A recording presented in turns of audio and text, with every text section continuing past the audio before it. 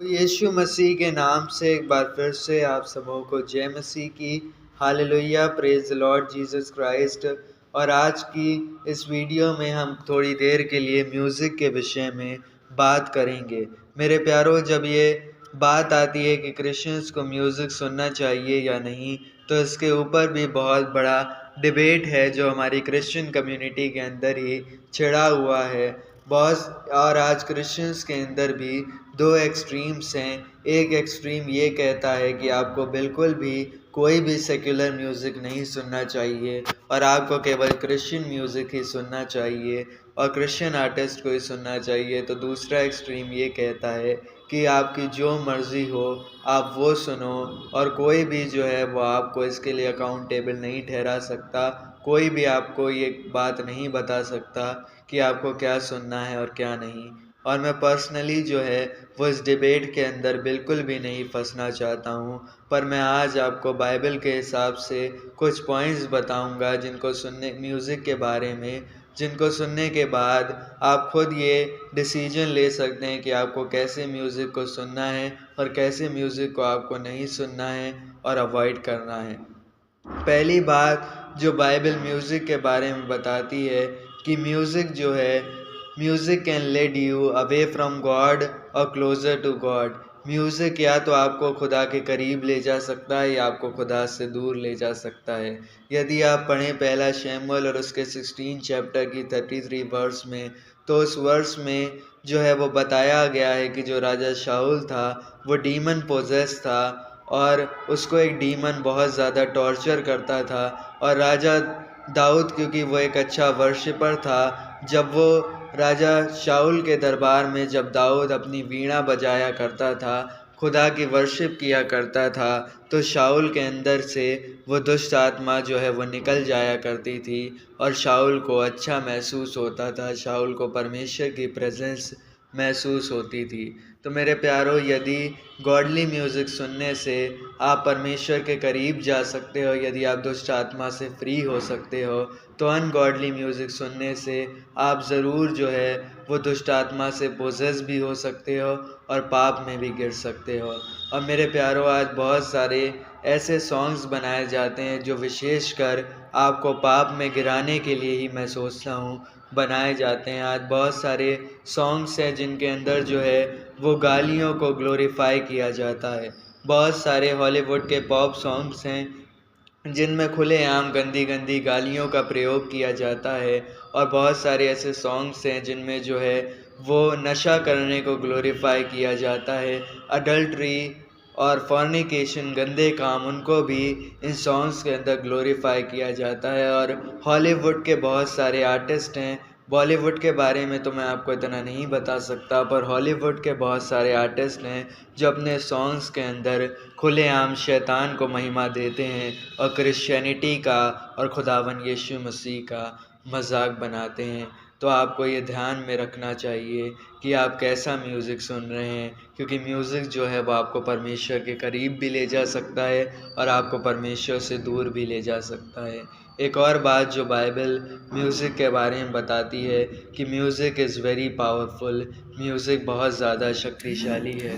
और मेरे प्यारों, हम देखते हैं, यदि आप पढ़ें प्रेरितों के काम उसके 16 चैप्टर और उसकी यदि आप पढ़ेंगे 23 आए, तो वहाँ पर एक ज़िक्र पाया जाता है जब संत पौलुस और सिलास जो हैं वो जेल में बंद थे और जब वो जेल में अपनी सफरिंग के अंदर परमेश्वर की वर्शिप कर रहे थे, तो उनकी वर्शिप में, उनकी उस म्यूज़िक में इतना पावर था कि उस म्यूज़िक की वजह से, उस वर्शिप की वजह से जो है वो जेल की जो दीवारें थी वो कोलैप्स कर गईं और पौलुस और सिलास आज़ाद हो गए। यहाँ पर हम एक म्यूज़िक की पावर को भी देख सकते हैं कि यदि आप उस म्यूज़िक को जो है वो परमेश्वर की हम्द करने के लिए, परमेश्वर की वर्शिप करने के लिए यूज़ करेंगे, तो वो कितना ज़्यादा पावरफुल हो सकता है। और मेरे प्यारों, हम बाइबल के अंदर देखते हैं, यदि आप देखेंगे यहोशू उसके 6 अध्याय और उसकी यदि आप पढ़ेंगे 20 आयत को, तो वहाँ पर भी बाइबल हमको बताती है कि जब इज़राइली यरीहो की ओर बढ़ रहे थे तो वो जो है वो परमेश्वर की वर्शिप करते हुए ट्रम्पलेट्स बजाते हुए जो है वो यरीहो की तरफ बढ़ रहे थे। और उनकी उस वर्शिप में, उनके उस म्यूज़िक में इतनी पावर थी कि उसकी वजह से जो है वो यरीहो की दीवार जो है वो कोलैप्स कर गई, गिर गई। और इज़राइलियों ने बड़े आनंद और बड़े हर्ष के साथ जो है वो यरीहो के अंदर प्रवेश किया। तो मेरे प्यारों, यहाँ पर बाइबल हमको म्यूज़िक के पावर के बारे में भी बताती है। और यदि आप सोचते हैं कि म्यूज़िक तो बस जो है वो एक पावरलेस चीज़ है, तो मैं आपको बताना चाहता हूँ कि म्यूज़िक के अंदर आपकी सोच से कई ज़्यादा पावर भी पाई जाती है। आप देखते होंगे, यदि आप में से कोई जिम करता है तो जब जिम में जो है वो एनर्जेटिक सॉन्ग्स बजाए जाते हैं तो अपने आप ही जिम कर रहे लोग जो हैं वो भारी से भारी वेट उठाने लगते हैं, जितना शायद से वो नॉर्मली ना उठा पाएँ।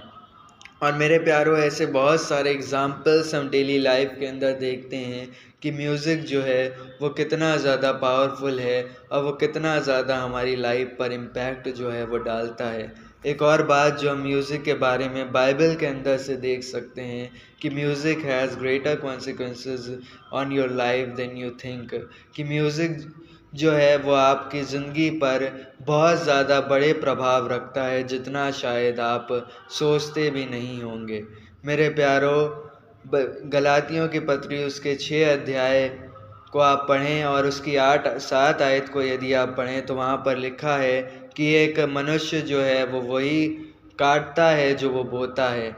मेरे प्यारों, ये बाइबल का एक बहुत ही फंडामेंटल प्रिंसिपल है कि एक मनुष्य जो है वो वही काटता है जो वो बोता है। मेरे प्यारों, ये बात म्यूज़िक पर भी अप्लाई करती है कि जैसा म्यूज़िक आप सुनेंगे आप वैसे ही म्यूज़िक से प्रभावित होंगे और वैसा ही आपका कैरेक्टर भी डेवलप होता जाएगा।